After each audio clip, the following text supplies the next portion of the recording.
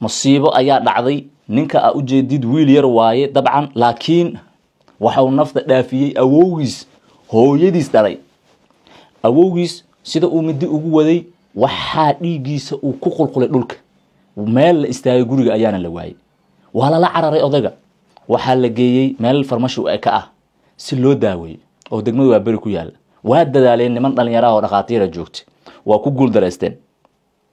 kadib waxa loo la caray isbitaalka loo adeeg caafimaad oo tayo la bixiya isagiina sidoo kale waa ku guul dareysteen nafta ayaana odaygii waayeelka ahaa sidaasi uga dhacday wiilkan yar waxa gacanta ku dhigay ciidanka nabad sugidda falka wuxuu ka dhacay degmada waa bari dadka inta badan waa bari marka loo intee ayay ka sii leeyihiin agagaarka sargaduuda waa meel caan oo qofka waa bari aanan wiliga tagin xitaa hadii loo sheego markii maskaxdiisa ku soo dhacaysa wiilkan muxuu awowgiis nafta u dhaafiyay su'aal jawaabteeda wili lahaaya ma aha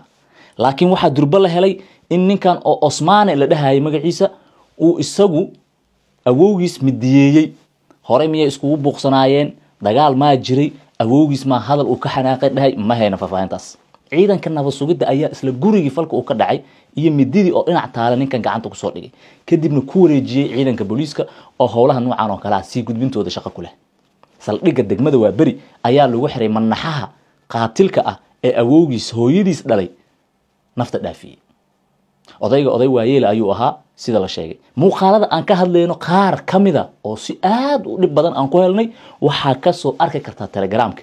sida dhulka uu isku bedelay sida ninkan mididii uu nafta u dhaafiyay u nactaalo iyo sidoo kale ninkan manin filmaanta halista daawadaya ma fahmi kariye macna nin jaxinjaxayba ma aha toos ayuu u duleelinay ninka odayga ah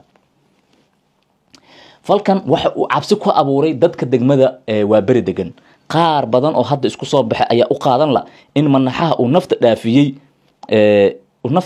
awowgiis wiilka hooyadiis ma nooshahay ma dhimatay iyaduna xogta wali ma fadhiisin nakaas oo lama haayo laakiin dadka dariska waxay sheegayaan odayga inuu ahaa oday zaciim ah oo runtii afgaaban inta badan lagu arki jiray banaanka guriga isagoo iska fadhiya wiilka xilliga falka uu geysanayay waa maantadan waliba xilli hore oo qiyaastii ku siman 30 daqiiqo ka hor xilliga magaalada Muqdisho ama warbixinta ay ku soo gaarayso goobta waxa hadda buux dhaafiyay shacab marka laga yimaado warbaahinta qaar kood oo tagay kuwaas oo iyaguna bal aan ka fileeno inay xogta inta kale ee dheeraadka soo gudbiyaan waa bari maalmahan dhibaatooyinka noocan ah ma ka dhaceen sidoo kale tana looma arkin dhibaato saan oo kale ah wiil awowgiis nafta dhaafinay balse dadka ayaa sheegaya in wiilka maskax ahaan uusan ahayn nin caadiya taasna ay sabab u tahay inuu falkan geysto taas shacab kaliya xaqiijiye dhakhtar inta la geeyay oo ku xaqiijiye malaha waana tan keentay in la xiro booliiska ama saraakiisha kale amniga waxay dabcan diyaarin doonaan ayaga naga oo shaqadooda in ninka maskax ahaan loo baaro qofka hadii dhimirka uu ka xanuunsan yahayna dadka dhaqaatiirtu waxay sheegaan in cudurdaar weyn uu haysto oo uu ka badbaado xitaa mararka qaarkii xukunada heerka caalamiga hadaba sidoo kale dhacdo noocan u dhawaa jirtay wiil hooyadii nafta dhaafiyay magaalada Kismaayo kaasoo dhimirka looga jiray sida la sheegay laakiin asagina aanan ka dambeeynin oo hooyadii la raaciyay wixii ka soo hara warkan waa ogaan doonaa faafayntiisa